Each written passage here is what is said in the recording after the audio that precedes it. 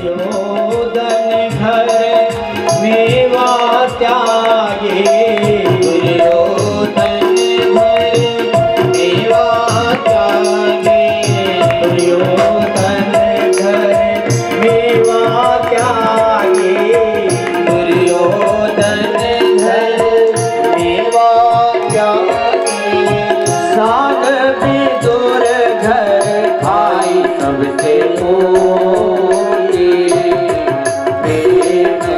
सबसे मोती, प्रेम सगाई सबसे मोती, प्रेम सगाई सबसे मोती, प्रेम सगाई सबसे मोती, प्रेम सगाई सबसे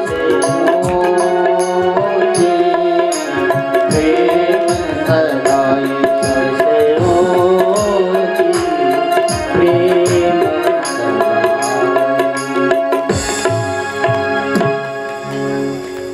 विदुर महाराज जी ने देखा, भगवान को हाथ जोड़ने लगे, प्रभु हमसे गलती हो गई, हमारी पत्नी से गलती हो गई।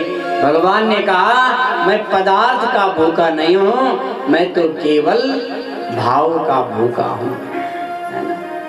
संसार के लोग पदार्थ के भूखे हैं, भगवान प्रेम का भूखा है।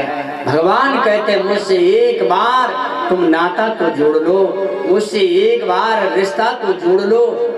इतना अभागा है कि उसके कदम तो चलते ही नहीं है। इसलिए प्रयास करो, भगवान से नाता जोड़ो, भगवान से संबंध जोड़ो, कैसे भी जोड़ो, किसी भाव से भी जोड़ो। यहां से आज विदुर जी वृंदावन पहुंच गए। बोले वृंदावन।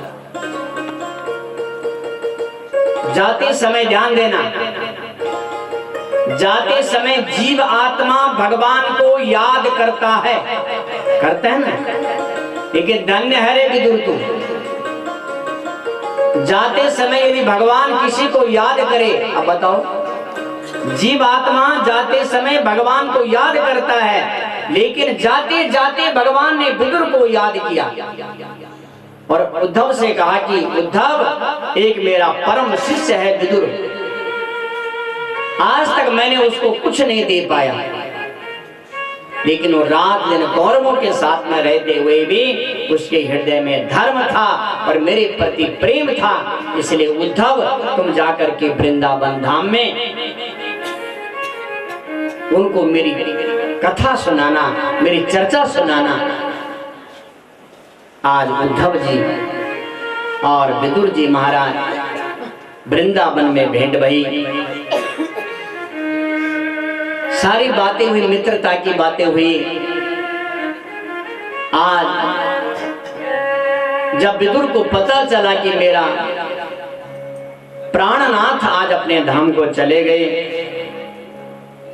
तो कहा मेरे नाथ तो चले गए, कम से कम मुझे उनकी दिव्य कथा तो सुनाओ।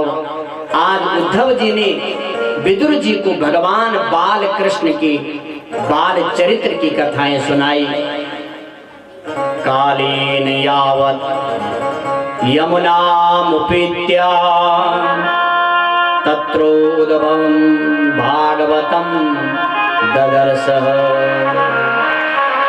सनकैर्भगवान् लोकान् निर्लोकं पुनरागतः। भगवान की दिव्य कथा सुनने के बाद स्नान किया यमुना जी में, भगवान के दर्शन करते हैं तो भगवान ऊपर दिखाई देते हैं, और जब डुबकी लगाते वहां भी भगवान दिखाई देते हैं। ऐसा विदुर महाराज जी ने दृश्य देखा।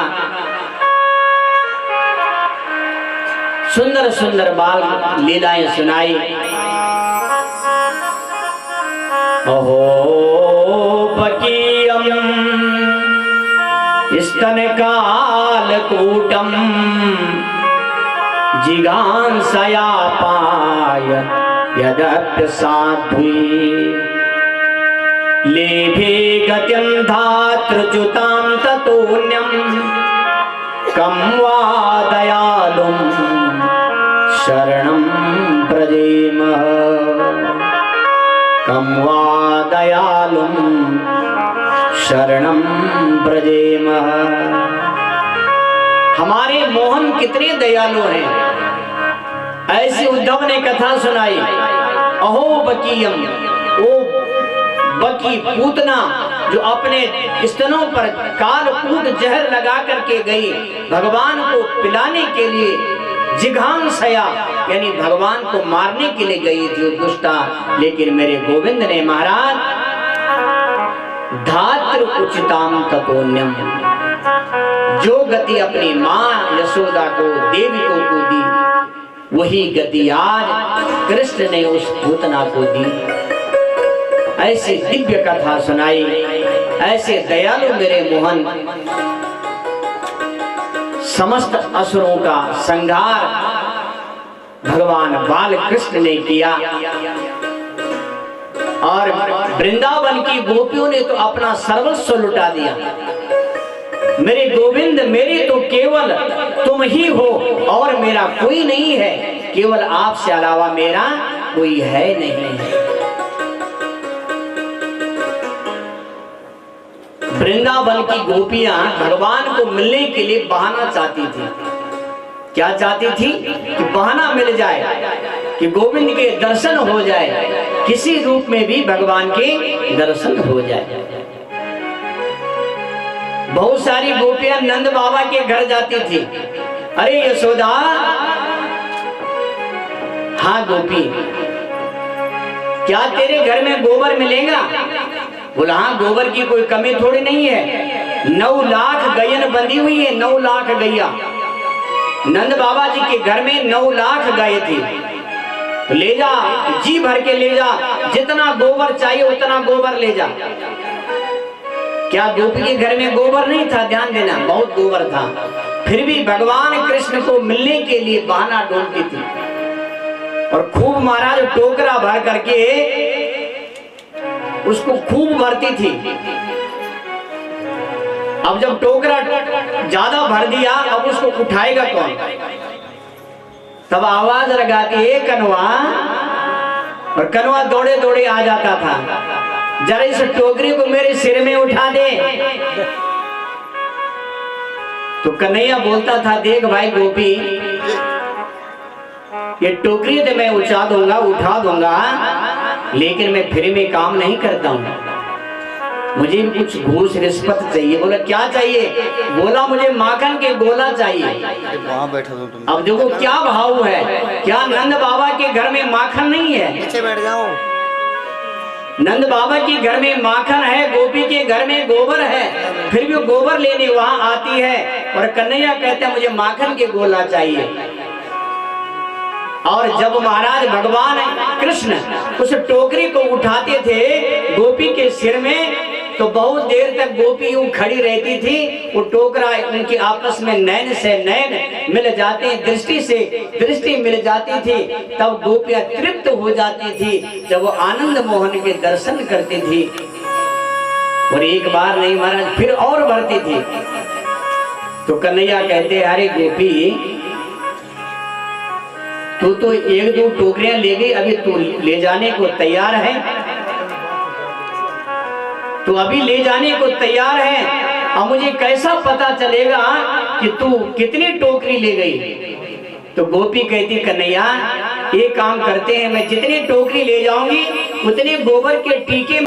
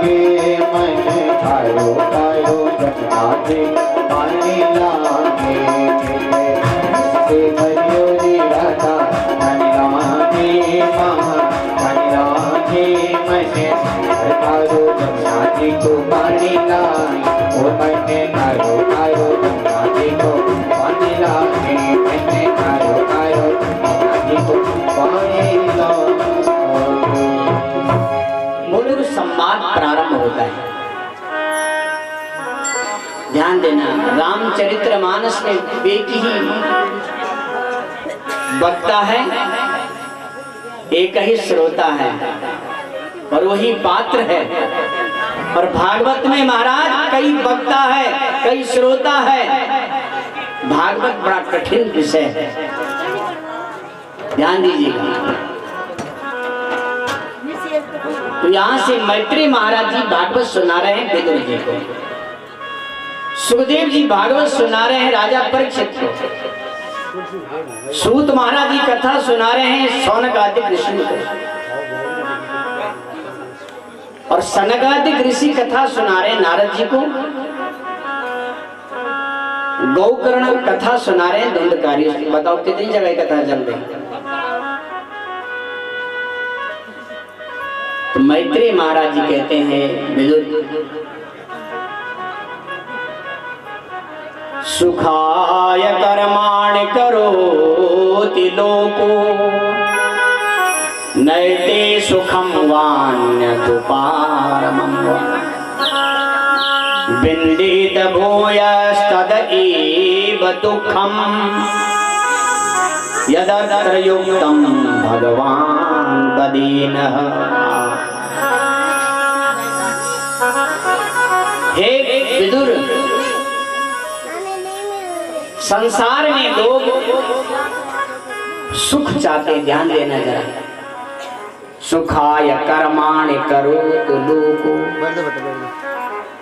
प्रत्येक व्यक्ति सुख चाह रहा है, ध्यान देना भाई। कोई भी व्यक्ति ऐसा नहीं कि कोई दुख चाहे, बोलो। अब ध्यान से सुनना जरा, सुख चाह रहा है, मुझे सुख मिले, बातें मत करो माता, करोति लोको।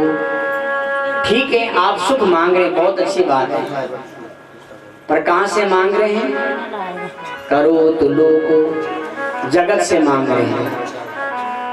क्या जगत से सुख मिलता है? क्या संसार आपको सुख दे सकता है? नहीं दे सकता। आप कहां बैठे हैं? संसार में। इसका नाम है दुखालयम शाश्वतम। यहाँ दुख से अलावा कुछ और ही है नहीं, इसलिए इसका नाम है दुखालयम। एक होता है दुख और एक होता है दुख आलय। आलय मानी घर। अरे ये तो दुखों का घर है और यहाँ से हम सुख मांग रहे हैं। भाई सीधी बात है, आपको यदि किताब कॉपी चाहिए तो कहाँ मिलेगी? ध्यान देना जरा। किताब कॉपी की जरूरत है और तो मिठाई वाले की दुकान पर चले गए कि लाला जी मुझे एक किताब दे दो, बुक दे दो, क्या वो आपको दे पाएगा? कहाँ से देगा? वहां तो मिठाई बन रही है कि नहीं? आपको दवाई की आवश्यकता है और आप बुक सेलर के पास चले गए कि मुझे आप दवाई दे दो, तो वहां मिल जाएगी? नहीं मिलेगी। क्यों नहीं मिल रही है? क्योंकि आप ठीक जगह नहीं जा रहे हैं। यदि आप ठीक जगह जाओगे तभी वो चीज मिलेगी। यदि आपको सुख की आवश्यकता है तो सुख तो भगवान के चरणों में मिलता है, इसलिए ठीक दुकान पर जाओ। एक बार एक सेठ जी ने अपने नौकर को भेजा कि जा बेटा, आजकल गर्मी के दिन है और बहुत आजकल आम खाने का मन कर रहा है, बड़ी इच्छा हो रही है। अब वो नौकर गया और वहां पर लाला जी ने बड़े बड़े आम रखे हुए थे, लेकिन वहां ऊपर लिखा हुआ था, ध्यान देना जरा, ये आम घर को सजाने के लिए है। ये नकली आम है और ये आम घर को सजाने के लिए, पर रंग उनका बिल्कुल वैसा ही था जैसा कि आम का रंग होता है। अब वो गया, उसने ऊपर तो पढ़ा नहीं, उसने कहा लाला जी आम दे दो। अब वो आम लेकर के घर चला गया तो सेठ ने कहा कि इन आमों को पानी में डाल दे। अब जब पानी में डाला तो उस महाराज बाद में कहा कि अब ठंडे हो गए होंगे, अब निकाल दे। तो थोड़ी देर में देखा वो आम है ही नहीं है। बोला महाराज इसने आम डाली थी, एक भी आम नहीं है। पर आम कहाँ गए? बाल्टी खा गई, कौन खा गया? ध्यान देना जरा। देखा महाराज, अब उसमें देखा उसमें तो मिट्टी ही मिट्टी है। सेठ साहब जी गए लाला जी के पास कि लाला जी आपने हमारे नौकर को ठग लिया है। बोला महाराज हमने ठगा नहीं है, हमारी दुकान पर लिखा है कि हमारे दुकान पर नकली आम मिलते हैं और घर को सजाने के लिए मिलते हैं। इसलिए ठीक ढंग से पढ़ा करो यहाँ कौन सी वस्तु मिलेगी। इसलिए यहाँ बहुत बड़ा बोर्ड लगा हुआ है, शाश्वतम दुखम दुखालयम। जो संसार में दुख है, ये दुखों का घर है, इसलिए ठीक जगह जाओ। सुख तो केवल हमारे ठाकुर जी के चरणों में मिलता है। विंदेत भूयस्तव एव दुःखम यदत्र युक्तम भगवान बदीनः। मैत्री महाराज जी ने विदुर जी को अनेक सृष्टि के बारे में बताया। भगवान विष्णु के द्वारा ब्रह्मा जी का प्रादुर्भाव, ब्रह्मा जी के द्वारा नारद जी का,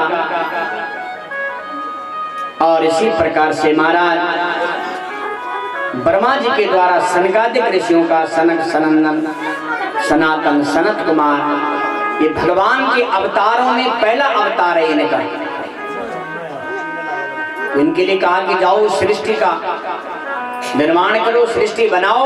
और ये चारों बालक वहां से चले गए और बद्रिका वन में चले गए। आज भी ये चारों भाई बद्रिकाश्रम धाम में विराजमान रहते हैं। इसलिए इनका जो शॉर्ट नाम है वो सनकादि के, जैसे हमारे जेपी नोटिया जी, उनको सब जेपी बोलते हैं ना, वैसे उनका जयप्रकाश भट्ट जी है। तो ये शॉर्ट नाम है सनकादि ऋषियों का, सनकादि ऋषि। तो ये भगवान का पहला अवतार है। और उसके बाद महाराज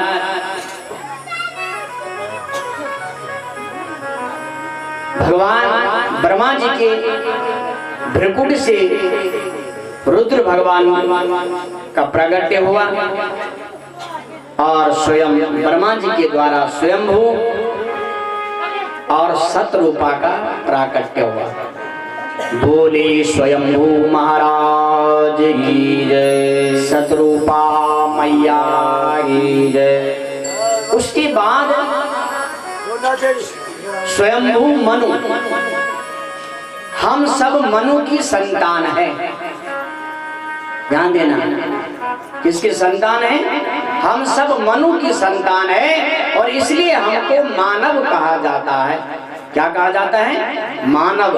हमको मनुष्य कहा जाता है क्योंकि हम स्वयंभू की संतान हैं।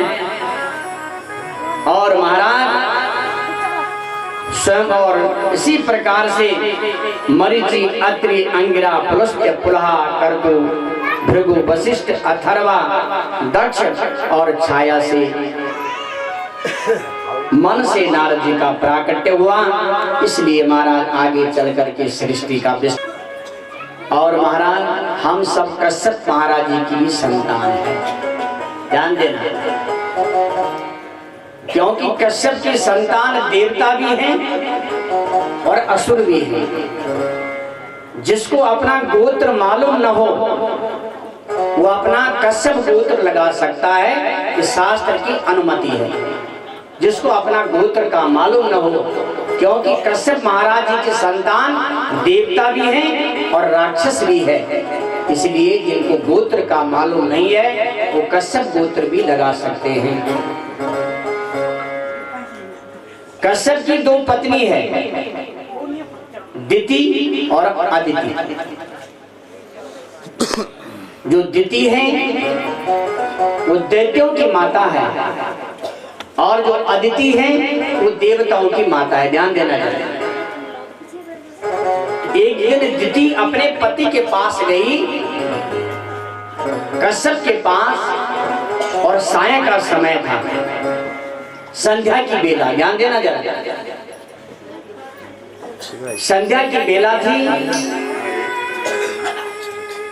और दिति ने अपने पति से कहा कि प्रभु संध्या की बेला है और संध्या की बेला में संतान उत्पत्ति नहीं होती है। ध्यान देना, संध्या के समय कभी भी निद्रा, कभी सोना नहीं चाहिए। जो संध्या के समय सोता है उसकी आयु कम होती है। ध्यान देना, जब संध्या होती है ना तो कभी सोना नहीं चाहिए, कभी सोना नहीं चाहिए।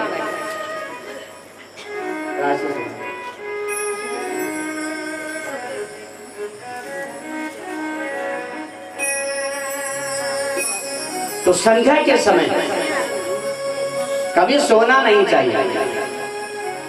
आहार निद्रा, भोजन नहीं करना चाहिए, ध्यान देना जरा।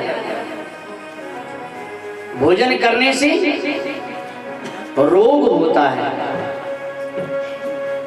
और संध्या के समय भोग के लिए नहीं है, योग के लिए है।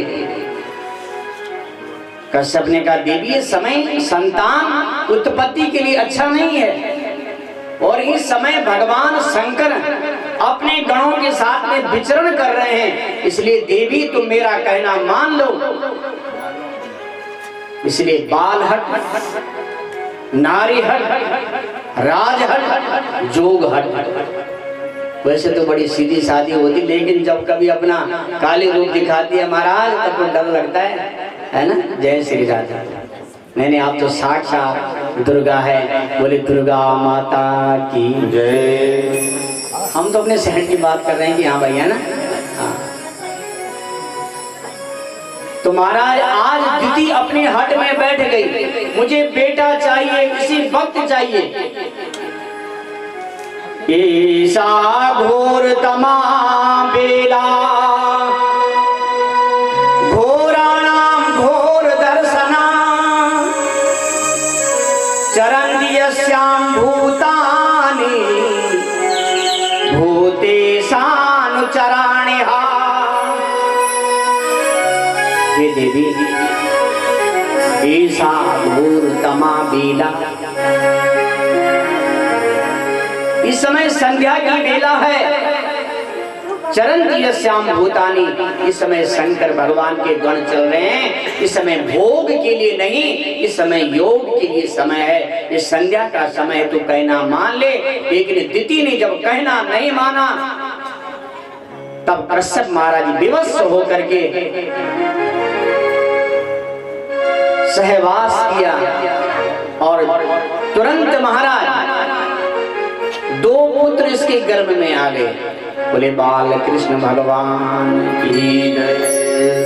कहा देवी तुम्हारे एक नहीं, तुम्हारे दो बेटा होंगे। लेकिन वो बेटा ऐसा नहीं, बड़े असुर बेटा होंगे। अब तो दीदी दोनों हाथ जोड़कर कहने लगी महाराज ये अनर्थ कैसे हो गया। बोला देवी मैंने पहले कहा था कि संध्या के समय कभी संतान उत्पत्ति नहीं करनी चाहिए, जो करेगा उसकी महाराज राक्षस संतान पैदा होगी। तुम्हारे दो बेटा होंगे, वो बेटा असुर होंगे, राक्षस होंगे। जब दोनों हाथ जोड़ करके प्रार्थना की तब तो महाराज कश्यप ने कहा देवी अब जो होना था सो हो गया, लेकिन जो तुम्हारे पुत्र होंगे उनके उद्धार करने के लिए भी स्वयं भगवान नारायण को आना पड़ेगा। बड़े प्रतापी होंगे, प्रभावशाली होंगे। मानसामि सुतायुष्मत् पूर्वजा सनका दया। सुखदेव जी कहते हैं राजा परीक्षित इस भगवान की लीला हो रही है, और इतने में क्या हुआ मानसामि सुतायुष्मत्, मानस पुत्र सनकादिक ऋषि बद्रीनाथ से घूमते घूमते बैकुंठ जा रहे थे भगवान के दर्शन करने के लिए, और सीधे अंदर जा रहे थे। वहां पर भगवान के द्वारपाल थे। भाई चाहे आपकी किसी भी बड़े मिनिस्टर से भी आपकी जानकारी है, यदि उसका चौकीदार बाहर खड़ा है आप अंदर नहीं जा सकते, पहले आपको परमिशन लेनी पड़ेगी कि बता दो कि फलाना आदमी आया है और फलाने आदमी से मिलना चाहता है, तब आप अंदर जा सकते हैं। द्वारपाल खड़े थे, उन्होंने कहा आप अंदर नहीं जा सकते हैं। द्वारपाल हरि के प्रिया दो द्वार पाल हरि के प्रिया खोले, द्वार पाल हरि के प्रिया दो द्वार पाल हरि के प्रिया खोले। जया और विजया जान सबको, जया और विजया जान सबको, जया और विजया जान सबको, जया और विजया जान सबको।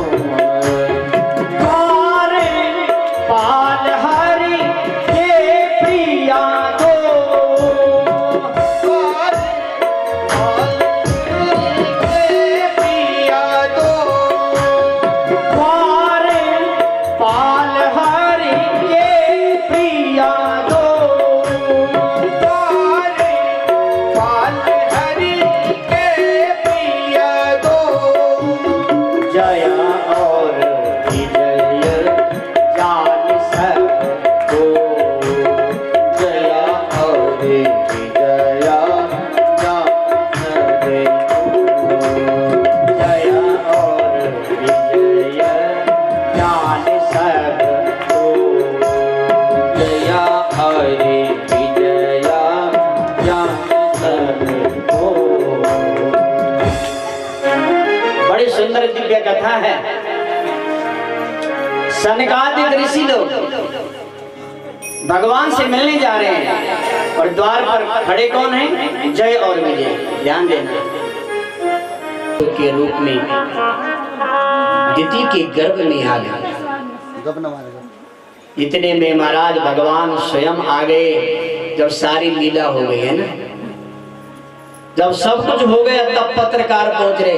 हाँ महाराज, अब बताओ इस पर आपका क्या विचार है?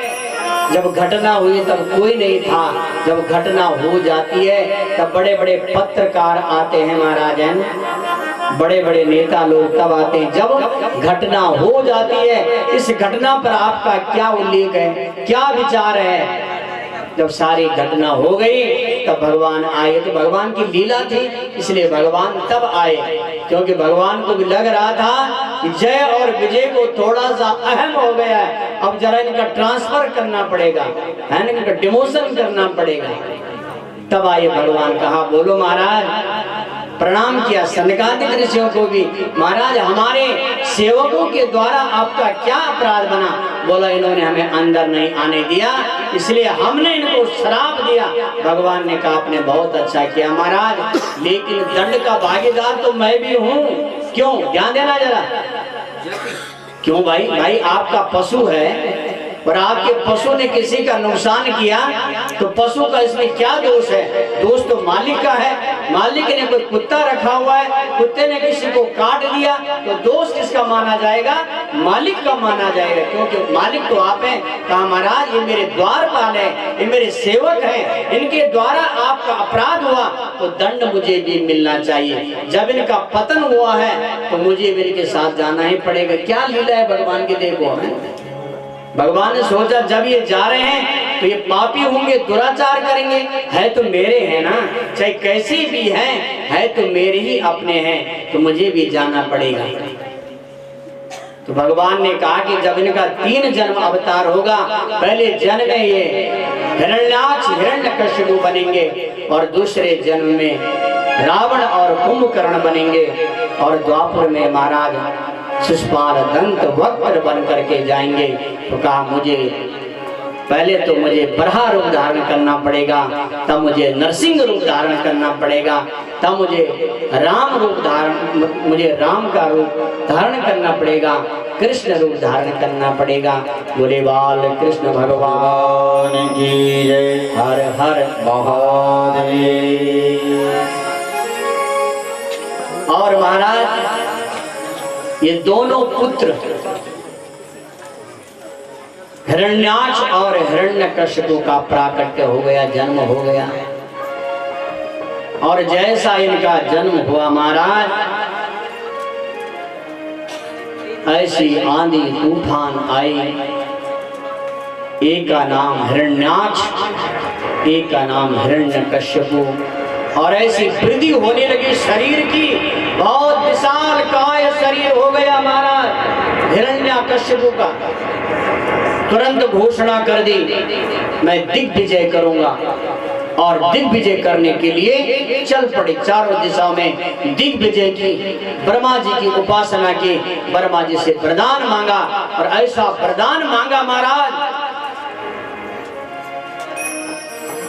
अब तो बलवान हो गए, इतने बलशाली हो गए हिरण्याक्ष, सारी धरती को उठा लिया। बताओ कितने बलवान होगा, कितनी बड़ी धरती है, और सारी धरती को उठाया, और सारी धरती को उठा करके रसातल में ले गए, पाताल में ले गए। अब देवताओं ने कहा भाई हम क्या करें, यहाँ तो धरती नहीं रही, तो ब्रह्मा जी के पास गए, और ब्रह्मा जी ने महाराज चिंता मत करो, और ब्रह्मा जी ने एक छींक मारी, और ब्रह्मा जी के छींकने से साक्षात भगवान बरहा का प्राकट्य हुआ। बोलिए बरहा भगवान जय, हर हर महादेव। देखो भगवान कितने दयालु है ना। वरहा कहते हैं सुअर के लिए। भगवान ने अपने भक्तों के कल्याण के लिए सुअर का रूप भी धारण किया। ध्यान इधर रखिए जरा, इधर देखिए सब लोग। कथा में बोलते नहीं, बातें नहीं करते। कथा में बोलने से पाप लगता है, मैंने बताया था आपको।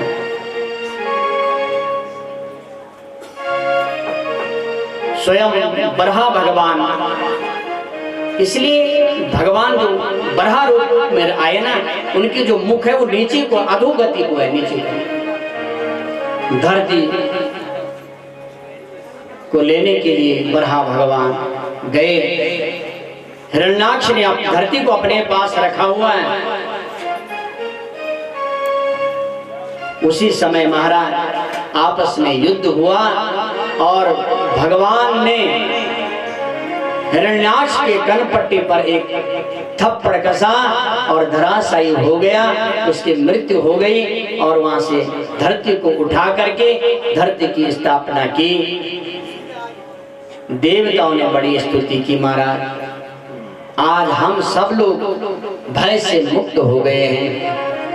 यम योगिनो योग समाधिना रहो, ध्यायन्ति लिंगादसतो मुमुक्षयः, तस्यैव दैत्या ऋषभं पदाहतो, मुखं प्रपश्य तनुभृत् ससर्जः। हे प्रभु, तम योगिनो योग समाधिना रहो। जिन भगवान की तपस्या के लिए बड़े बड़े योगी लोग समाधि में रहते हैं, फिर भी उनको प्राप्त नहीं हो पाते हैं। आज तो हिरण्याक्ष ने भी भगवान की स्तुति की, क्योंकि भगवान का द्वारपाल था। जब इसकी मृत्यु हुई, इसकी दिव्य आत्मा निकली, और दिव्य आत्मा भगवान में समावेश हो गई, क्योंकि भगवान का था और अपने धाम को चला गया। क्योंकि भगवान तो इसी के उद्धार करने के लिए आए थे। तो आज हिरण्याक्ष भी भगवान की स्तुति कर रहा है। यम योगिनो योग समाधिनो। हे प्रभु, आपके दर्शन के लिए बड़े बड़े योगी लोग रात दिन तपस्या करते हैं, समाधि में है, आपका ध्यान कर रहे हैं। दशतो मुमुक्षया, तो भी उनको मुक्ति नहीं प्राप्त होती है। रात दिन आपका भजन कर रहा है, लेकिन हे प्रभु, तस्यैव दैत्या ऋषभं पदाहतो। मैं दैत्य होकर के भी, राक्षस होकर के भी, मुखम प्रपश्यात् तनुमुत्ससर्जः। आज आपने आपने मेरे ऊपर बड़ी कृपा की है। बोले बाल कृष्ण भगवान की जय। उसके बाद देवताओं ने भी की नमो नमस्ते खिल यज्ञ तंतवे स्थितो गृहीता मन रूप मूर्तये। हे प्रभु आप जय जयकार हो, आप साक्षात यज्ञ हो और हे प्रभु आप सबके पापों को हरने वाले हैं। हे प्रभु अनेक प्रकार से आप जगत की रचता करता धरता सब कुछ आप हैं। हे प्रभु तत्पाद भक्त्या वयमीश निवर्तया, हम रोज रात आपकी भक्ति करते हैं। बोले बाल कृष्ण भगवान की जय। आज हमारे बीच में हमारे परम मित्र हम एक साथ पड़े हैं, महावीर सिंह रावत जी आए हैं हमारे बीच में और हमारा बहुत घनिष्ठ प्रेम है बचपन से। आज ये लोग अपने क्षेत्र में भी इनका नाम है और इन्होंने अपने गांव में 2 बार जब ये प्रधान रहे इन्होंने शिव महापुराण की कथा 1 बार नहीं 2 बार करवाई थी ग्योला में। हमारे सुनाम धन्य श्री धर्मानंद जी भी उसमें थे, इनका भी बड़ा सहयोग था। तो हमारे महावीर सिंह रावत जी 2 मिनट आएंगे और थोड़ा सा यहाँ पर 2 शब्द कहेंगे, उनको जाना है। तो आइए बोले बाल कृष्ण भगवान की जय। ओम नमः शिवाय ओम नमः शिवाय हरि हरि बोले नमः शिवाय ओम नमः शिवाय ओम नमः शिवाय हरि हरि बोले नमः शिवाय नमः शिवाय ओम नमः शिवाय हरि हरि बोले नमः शिवाय। व्यास महाराज की, नागनी देवी की, नागनी मैया की, नागनी मैया की व्यासपीठ पर बैठे परमात्मा ने समान व्यास महाराज जी, मैं आपकी जो कथा था आपको जो प्रवचन था हमारा इना सम्मानित श्री व्यास महाराज जी, मैं आपका चरणों में प्रणाम कर दूं और आज मंडपाचार्य महोदय जी, समस्त विप्र समाज और ब्राह्मण मंडली का चरणों में भी कोटि कोटि प्रणाम। एक बोलिया भट्टबंधु का चौक में होने सुंदर जीवन दायिनी शिव महापुराण कथा और ई चौक में बैठी मेरी ज्ञान गंगा देवी शुरू माता बहनों, आपका चरणों में भी गुरु प्रणाम। पीछे बुजुर्ग और नौजवान लोग बैठे हैं, आपने भी सत सत प्रणाम। मैं बहुत बहुत बधाई दूं वासुदेव भाई थे और क्योंकि छोटा भला थे और समस्त भट्ट बंधु थे जिन्होंने पितृ मोक्ष खातिर यह शिव पुराण कथा करे। इन्हें मेरी श्रीमद् भागवत भगवान से प्रार्थना था क्योंकि पितृ थे जो था स्वर्गलोक में स्थान मिला जय निमित्त यह कथा करे। और मैं भगवान से प्रार्थना कर दूं नागनी देवी महाराज जी से कि हमारा ब्याजी की यश कीर्ति चारों दिशा फैलिया, ये राष्ट्रीय नहीं अंतरराष्ट्रीय संत बनया, इन्हीं मेरी मासी प्रार्थना था। और मैं आप सबका स्वस्थ और लंबी जीवन की प्रार्थना कर दूं और पुनः बधाई दूं वासुदेव भाई कि आपने अपना पितर निमित्त जो कथा करवाई। और यही बीच में आपकी जो बालिका की शायद शादी का कार्यक्रम था, बहुत बहुत बधाई थी, जीवन तक शुभकामनाएं। और मैं अपनी बाणी से न भूल गई एक प्रार्थना करता आपसे जो कहीं समझाऊं दुश्मन ढूंढूं, आप एक बार कथा सुनना है और ये छी कभी पूरी न होनी कथा नहीं जो 7 दिन में पूरी हो जानो छी जखान शुरू होनी अब तक आगे खत्म होनी कभी पूरी न हुई। अगर कथा को आनंद लो एक बार देख लिया तो आप आंख बंद करा व्यास महाराज जी कथा बोलने लगे, आप ही लगल के आप 3 जगह पर 4 जगह पर कथा होने लगी। तो मैं आपसे हाथ जोड़ू नाराज मेरे बोले ना बार बार व्यास महाराज जी बोल पढ़ो ये ध्यान दिया अच्छी कभी पूरी नहीं होने कथन पूर्ण हो 7 दिन बड़ा भाग्यशाली साहब जो इन मौका मिलो एक काम भी नहीं इधर लोग मेरे भैंसों तक होंगे तो ग्वाड़ से रहेगी मेरे नाल रहेगी तो आप भाग्यशाली था। इन समय पर वासुदेव मेरे मित्र से गैली पड़े हूँ और इन समय पर कथा करें कि आप लोग कथा सुनो आनंद और कथा पर आनंद ले भगवान के अगर तुम पर कृपा बोली एक बार आनंद लिया आंख बंद कर दिया अगर तुम्हें नींद आई जाली समझ के भगवान की कृपा कोई पूरी पूरी सा श्रीमद् भागवत स्वयं कृष्ण भगवान की कृपा पूरी जो तुम इन नालो चच के लगा हरी मत सुनो इन ने तुम एक है कहीं अच्छा तो मैं बाणी दे विराम दूं मैं कोई बड़ो भक्ता नहीं मैं आपको बहुत बहुत साधुवाद कर दूं कि आपने मेरे जीवन में धन्य हुई आप सबका दर्शन निभान हुई और समय को आवाज अभी मैं 3 बजे तक कथा सुन लूं मैं चाहूँ कि मैं व्यास महाराज जी बहुत बड़ी कथा है और मैं कोई नहीं कराऊंगा प्रभु की जब कृपा होगी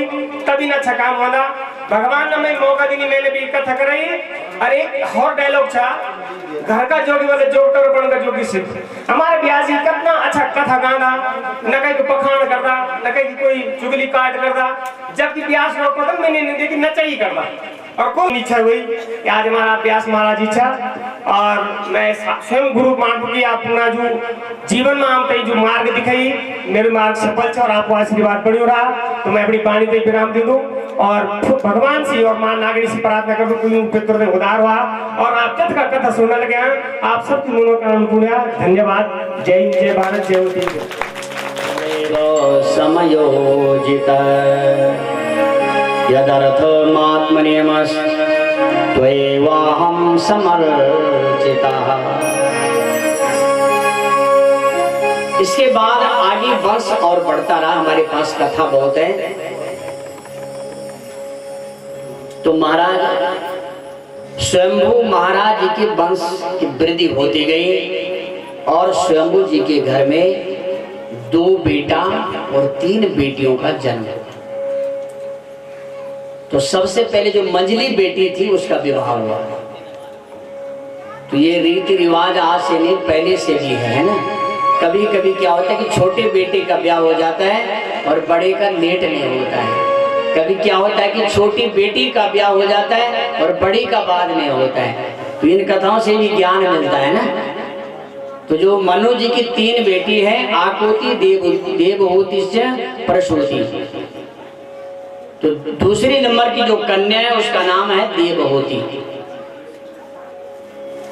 अब देवहूति के लिए कोई सुंदर वर की आवश्यकता थी तो स्वयंभू महाराज जी अपनी पत्नी को साथ लेकर के गए और महाराज करदम जी जो ब्रह्मा के पुत्र हैं वो बैठे हुए थे और इन्होंने भगवान की तपस्या की। स्वयं भगवान इनकी तपस्या से प्रसन्न हुए और भगवान ने कहा करदम चिंता मत करो मैं स्वयं पुत्र बन करके बेटा बन करके तुम्हारे घर में आऊंगा। और करदम जी की तपस्या पूरे हुई और इधर से स्वयंभू और शत्रुपा जी अपनी पुत्री लाडली को लेकर के गए और इन्होंने करदम जी से विवाह कर दिया। अब देखो भाई कहाँ एक स्वयंभू सम्राट इतना बड़ा राजा उसकी लड़की एक ऋषि को ब्याही गई है ना।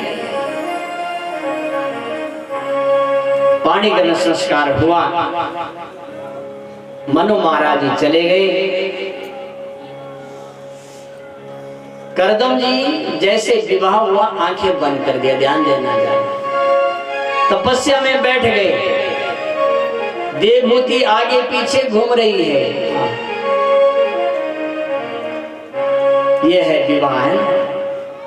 फिर भी सेवा करती रही 1 साल नहीं 12 साल तक पति तपस्या में है और पत्नी सेवा कर रही है। आज तो विवाह हो जाए यदि पतिदेव 1-2 महीने के लिए चले जाए ना तब तक पत्नी दूसरी तरफ चली जाएगी। अरे छोड़ो वो घर आएगा भी कि नहीं आएगा। यहाँ से शिक्षा प्राप्त करो इन कथाओं से ज्ञान प्राप्त करो। ये थी हमारी संस्कृति ये थी हमारी मर्यादाएं। 1 साल नहीं 12 साल तक पति की सेवा करती रही देवहूति। जब 12 साल तक देवहूति ने गौ की सेवा करती रही और गौ के गोबर से जो गेहूं का दाना निकलता था उस गेहूं के दाने को धो करके उसको हाथ से चक्की चलाई जाती थी उसे पीस करके तब वो रोटी खाती थी। ये था जीवन। और महाराज जब 12 साल पूरे हो गए तब जाकर के एक दिन करदम की आंखें खुली और देखा सामने। पूछा देवी कौन है तुम। देवहूति ने हाथ जोड़े महाराज आपकी पत्नी हूं मैं देवहूति। 12 साल पहले हमारा विवाह हुआ था, भूल गए आप? करदम जी ने दोनों हाथ जोड़े, ध्यान देना। जब पत्नी ठीक हो ना तो पति भी हाथ जोड़ते हैं कि धन्य है तुम्हारे लिए। और जब पत्नी बहुत अच्छा काम करती है ना, बहुत बढ़िया काम करती है, तभी भी पतिदेव अपने पत्नी का पिता का नाम लेता है जब बहुत अच्छा काम करती है। और जब बहुत खराब काम करती है तभी भी पति पत्नी का नाम लेता है ना। जब झगड़ा होता है ना तब बोलना फलाना की बोलते हैं। तो आज करदम जी दोनों हाथ जोड़ करके कह रहे हैं, तुष्टो मध्य तब मानवी मानदाया शुश्रूषया परमया परयाच भक्त्या। हे मानवी, तुष्टो मध्य तब मानवी मानवा मानदाय। हे मानवी, आज देवती ने कहा हे मानवी। जब पार्वती बहुत अच्छा काम करती है ना, सती जब अच्छा काम करती है ना, तभी नाम लेते हो दाक्षायणी। तो दोनों रूप में पति नाम लेता है। जब बहुत प्रसन्न होता है तब उसको आशीर्वाद देता है, हे मानवी धन्य है तुम, तुष्टो हम, आज मैं प्रसन्न हूं तेरे से, मांगो क्या चाहिए तुम। शुश्रूषया परमया परयाच भक्त्या। आज मैं तेरी सेवा से बहुत प्रसन्न हूं, मांगो तुझे क्या चाहिए, क्या चाहिए, क्या इच्छा है तुम्हारी। देवता ने हाथ जोड़े, हे प्रभु आप जानते हैं संसार की एक मां अपने पति से क्या चाहेगी। आप जानते हैं मुझे एक बेटा चाहिए। बोला चिंता मत करो। उसी समय करदम जी ने योग माया के द्वारा महाराज एक सुंदर मनक विमान तैयार किया, एक सरोवर बनाया, सुंदर बन गई, 16 साल की बन गई और अपने आप इसमें डुबकी मारी, अपने आप ही 20 साल की हो गई। ज्ञान ये है तपस्या का प्रभाव, ये है तपस्या का प्रभाव। देवहूति 16 साल की हो गई, करदम जी 20 साल के बन गए और उस विमान पर बैठ करके सारी यात्रा की और भगवान की कृपा हुई। महाराज यात्रा करके जब घर लौटे तो भगवान की कृपा हुई, इनके घर में 9 कन्याओं का जन्म हुआ। कितनी? 9 लड़कियां हुई।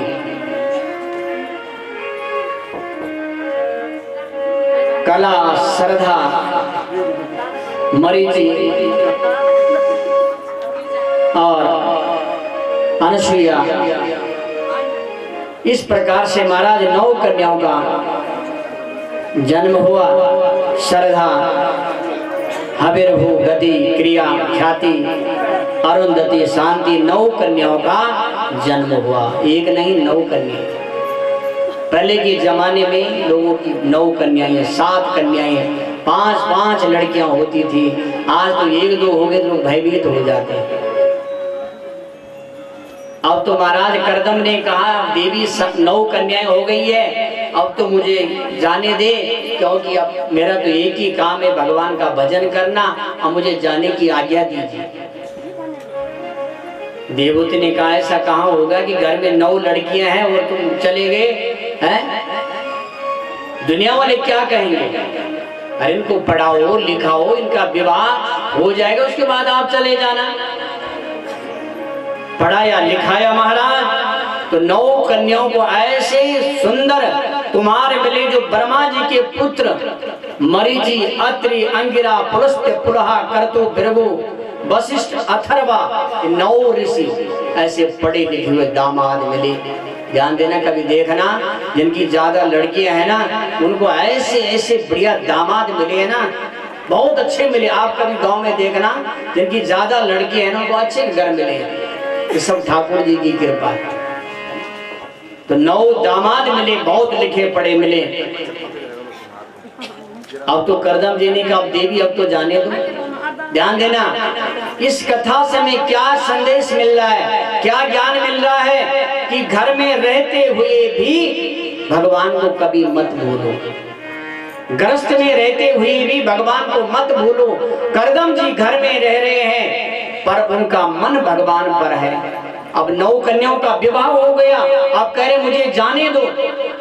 कहा महाराज आपको भगवान ने आश्वासन दिया है कि मैं स्वयं बेटा बन करके तुम्हारे घर में आऊंगा।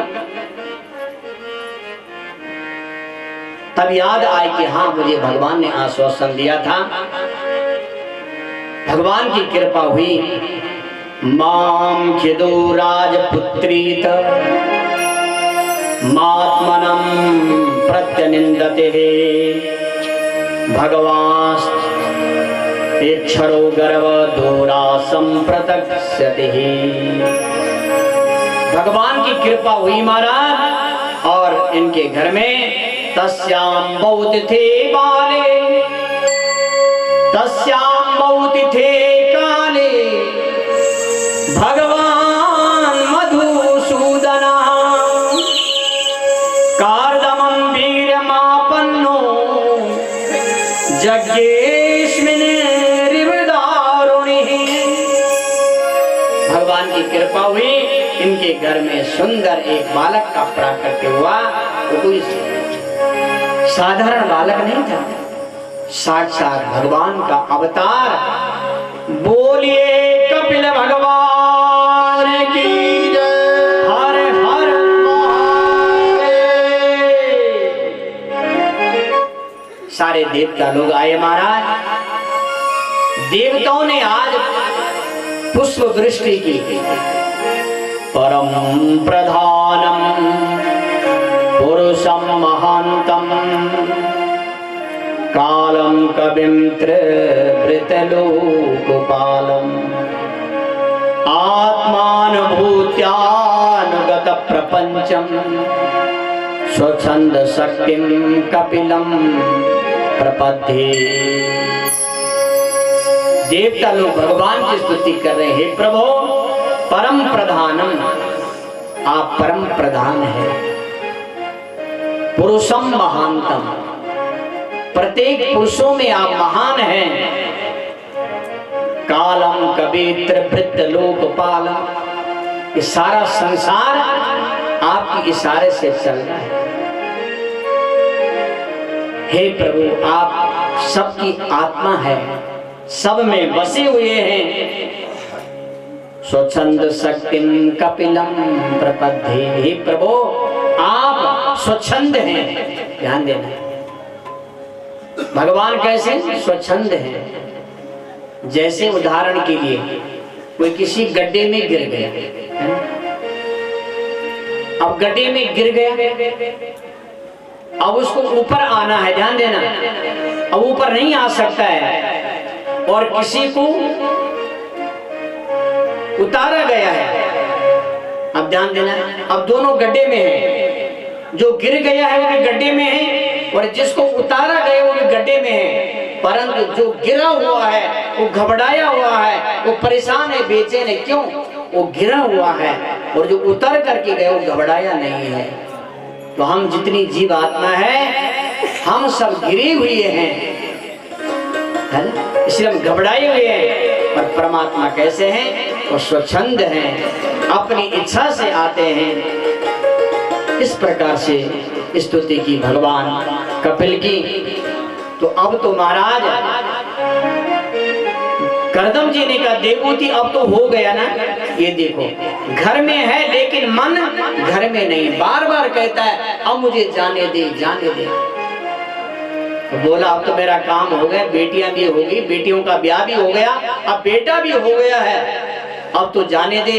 आज देवहूति ने कहा अब आप जाइए, आप भगवान का भजन करो और कपिल से कहा, हे कपिल देव, अब जो है आज के बाद ये सारा भार तुम्हारे कंधों पर है। हमारी माताएं कभी अपने बस में नहीं, पराये बस है। जब तक जवान लड़की है तब तक पिता के घर में रहती है, पिता के अधीन रहती है। ससुराल जाती है तो पति के अधीन हो जाती है, पति के चले जाने के बाद बच्चों के अधीन हो जाती है। अपनी मनमानी कभी नहीं कर सकती है। पति के जाने के बाद बच्चों को पूछना पड़ता है क्या मैं ऐसा करूं, हमेशा पराधीन रहती है। तो आज करदम जी के जाने के बाद कहा, देवहूति अब सारा भार तुम्हारा कपिल के कंधों पर है। करदम जी चले गए। बोलिए करदम महाराज की जय। हर हर महादेव। आज देवहूति नीचे बैठ गई, हाथ जोड़ लिए। ध्यान देना, मां देवकी को ये मालूम नहीं हुआ कि मेरा भगवान साक्षात कृष्ण है।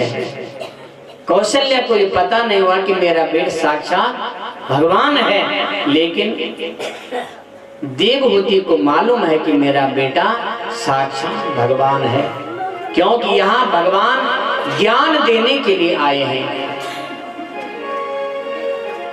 आज माँ और बेटा दोनों, बेटा ऊपर बैठ गया और माँ नीचे हाथ जोड़कर बैठ गई। आज बड़ा सुंदर प्रश्न किया देवहूति ने। निर्वृणा नितराम भूमन सद इंद्रिया तर्षणा एन संभाव्यमानेन प्रपन्नांधम तमा प्रभो। बहुत सुंदर प्रश्न किया, ध्यान से सुनो। हे कपिल भगवान, निर्वृणा नितरा भूमन सद इंद्रिया तर्षणा। मैंने स्वयंभू की मैं बेटी थी, स्वयंभू की बेटी। भाई जो राजा की बेटी होगी उसके कोई ठाट बाट में कमी आएगी? बोलो, कभी नहीं आएगी। राजा की बेटी और पति करदम जैसे संत चाहे तो मिनटों में महाराज क्या नहीं कर सकते हैं। बेटा संसार का सारा वैभव देखा, संसार का सारा सुख मैंने देखा, लेकिन अभी तक सद इंद्रिया तर्षणा, ये मेरी इंद्रिय है ना, आज तक भी ये शांत नहीं हुई है। येन संभाव्यमानेन प्रपन्नांधम तमा प्रभो। हे प्रभो, ये मेरे जो हृदय में जो अज्ञान है उस अज्ञान को साफ कर, अपने ज्ञान के प्रकाश से इसको साफ कर। उठाओ आज अपने ज्ञान रूपी कुल्हाड़ी को और काट दो इस अज्ञान रूपी वृक्ष को। बताओ, देवहूति की पति करदम जैसे स्वयंभू की बालिका और क्या कह रही है, मैं अज्ञानी हूं, मेरे अंदर अज्ञान है, इस अज्ञान की डाली को काट दो। दोनों हाथ जोड़कर प्रणाम किया। तम त्वागता हम शरणं शरणं, तम त्वागता हम शरणं शरणं, तम त्वागता हम शरणं शरणं, तम त्वागता हम शरणं स्वप्रेत्य संसार करो उद्धारं, स्वप्रेत्य संसार करो उद्धारं, त्वं त्वागता शरणं शरणं, त्वं त्वागता शरणं शरणं, स्वप्रेत्य संसार करो उद्धारं, स्वप्रेत्य संसार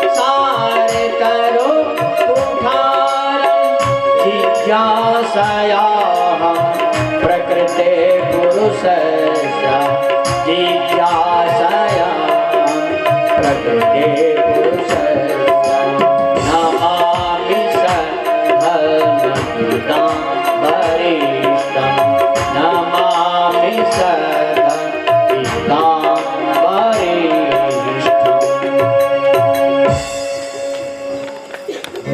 तम त्वागताहं शरणं शरणं।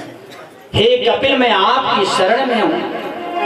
स्वभृत्य संसार तरो कुठारम, उठाओ आज अपनी कुल्हाड़ी को और काट दो उस ज्ञान रूप अज्ञान रूपी वृक्ष को काट दो।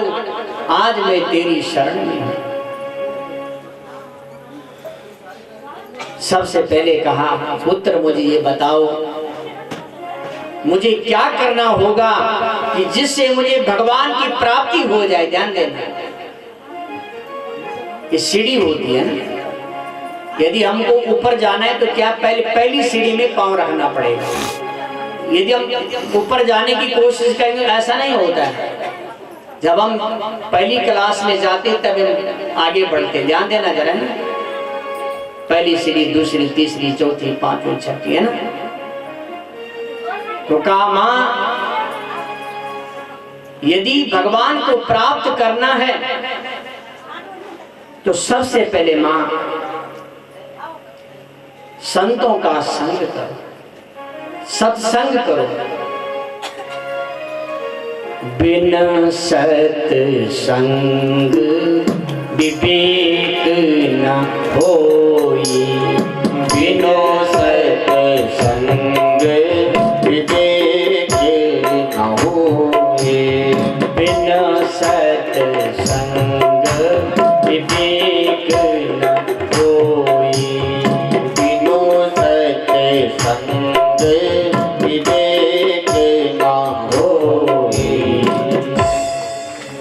तो पहली सीढ़ी क्या है? यदि भगवान को प्राप्त करना है तो पहली सीढ़ी क्या है? सत्संग। सत्संग का मतलब है अच्छे लोगों का संग करना। एक माताजी हमेशा सत्संग में जाती, ध्यान देना जरा, लाठी टेक टेक कर जाती थी। घर में जब आती थी तो बहू रानी ने कहा सासू जी आज व्यास जी ने कौन सी कथा सुनाई? माता जी ने कहा कुछ पल्ले नहीं पड़ता, यहाँ से सुनती हूँ और यहाँ से सब निकल जाता है। गोविंदाय नमो नमः।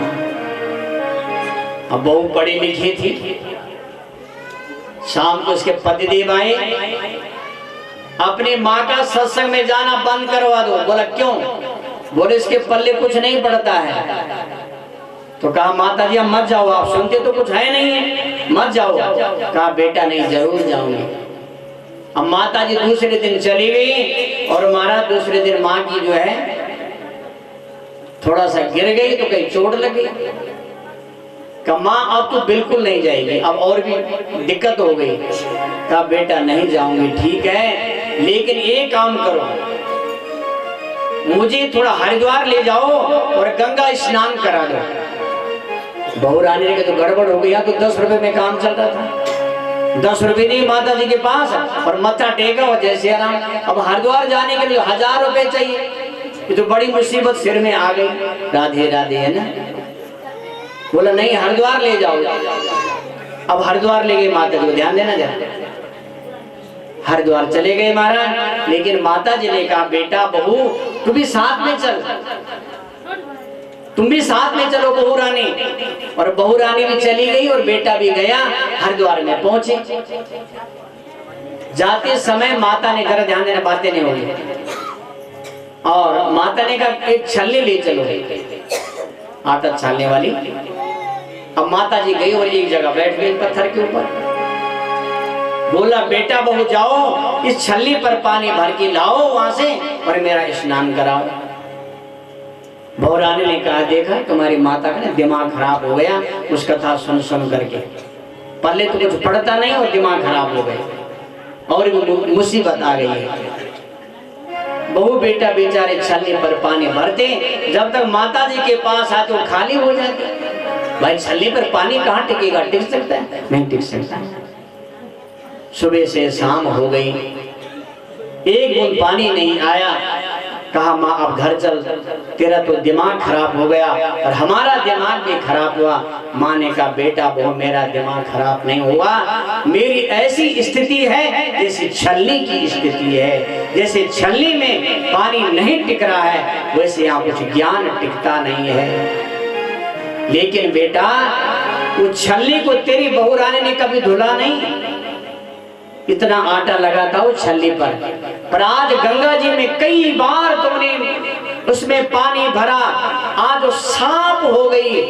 तो ऐसे ही यहाँ ज्ञान नहीं टिकता है, लेकिन उस ज्ञान से मेरा मन प्रक्षालन हो जाता है, मैं ज्ञान रूपी गंगा में स्नान करती हूँ, मेरा सारा पाप मुक्त हो जाता है।